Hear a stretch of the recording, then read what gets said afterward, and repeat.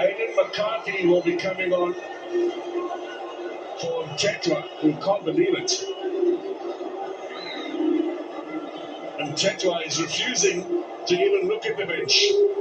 Oh, even Ntwari is not happy. And Ntwari not happy either.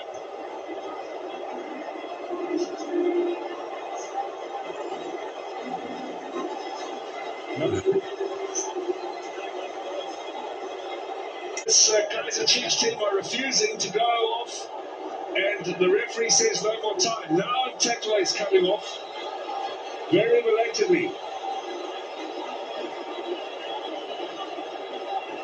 Well, he doesn't want to come off. He said no. He's actually held his hand out and said no. And now the referee, there's all sorts of confusion here.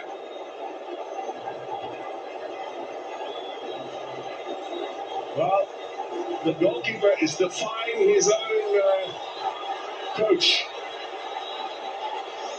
And it looks as if they are cancelling that change. Well, that's player power. What will the repercussions be for this man? Now, can you imagine he doesn't make the saves in the penalty shootout, Sean? Bvuma getting ready to come on now, puts his